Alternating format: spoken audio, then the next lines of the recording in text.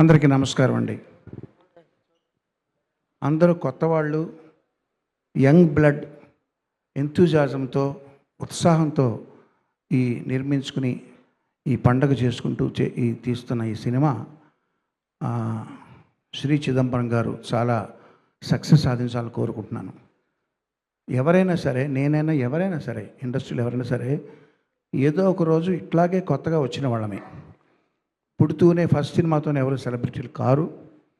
So నేను కూడా మీలో ఒకరిగా భావిస్తూ, నేను ఇండస్ట్రీకి వచ్చింది పాటలు పాడదామని, ప్లేబ్యాక్ సింగర్గా సెటిల్ అవుదామని. కానీ వచ్చిన కొద్ది రోజుల్లోనే అది ఎంత కష్టమైన విషయం తెలిసింది కాబట్టి నా రూట్ మార్చుకుని సంగీత దర్శకుడిగా నేను ఒక ఉపాధి వెతుక్కున్నాను. అయితే ఇప్పుడు ఇన్ని సంవత్సరాలు అయిన తర్వాత, నాకు ఇప్పుడు 65 సంవత్సరాలు, 64 సంవత్సరాలు అండి. ఇప్పుడు ఏంటంటే, సంగీత దర్శకత్వం ఉన్న ఉపాధి అయితే, బ్రెడ్ అండ్ బటర్ అయితే, పాటలు పాడడం అనేది హాబీగా పెట్టుకున్నా. సో వచ్చిన ప్రతి పాట నేను పాడను, ఆ పాట నచ్చాలి.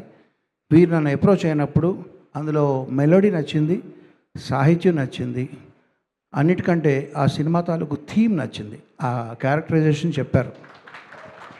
సో అందుకు పాడడానికి ఒప్పుకొని పాడడం జరిగింది. ఈ మధ్య నేను చాలామందికి చెప్తున్న విషయం ఏంటంటే, మీకు నచ్చని, నా దగ్గరికి వచ్చే ఔత్సాహికులకి చెప్పేది, మీకు నచ్చనివి ఏంటని అడుగుతాను. నచ్చని పాటలు, నచ్చని విషయాలు నాకు చెప్పండి అంటాను. ఎందుకంటే నచ్చనివి ఏంటో తెలిసినప్పుడే మీకు నచ్చిన దానికి క్రెడిబిలిటీ ఇస్తాం. ప్రతిదీ మాకు నచ్చిందండి, ప్రతిదీ బాగుందండి అంటే వాళ్ళకి ఒక క్యారెక్టర్ లేనట్టు, వాళ్ళకంటూ ఒక టేస్ట్ లేనట్టు.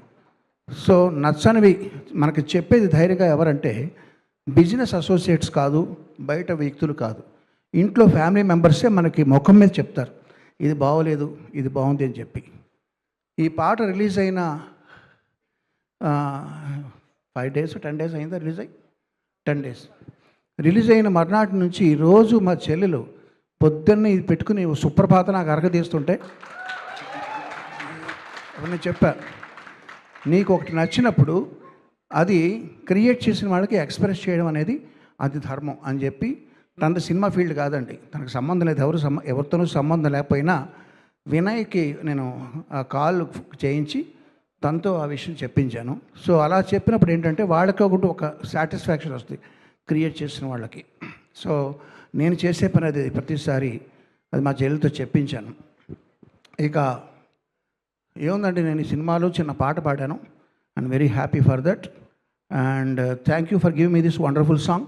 Ravi and Chandu, all the best to you. Vinay, all the best, all the team, all the best. ఇప్పుడు మంత్రం అడిగారు కదా, నవ్వేస్తూ బతికేసేయి, అదే సార్.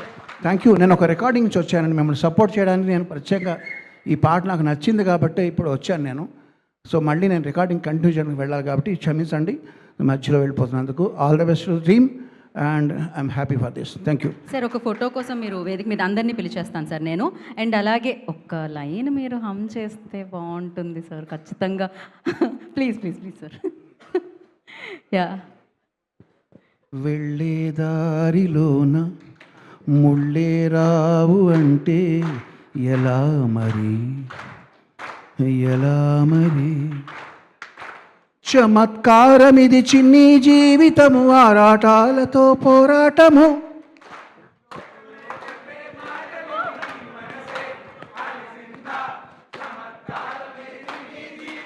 భలే ఓడిపోయి చిదంబరం, లేదు మరి రజలాగా నువ్వు నవ్వేస్తూ బతికేసే, దమ్ దరం దమ్ దర దర దమ్ దరం దమ్ దర దర దమ్ దరం దమ్ దర దర దర దర దర దర.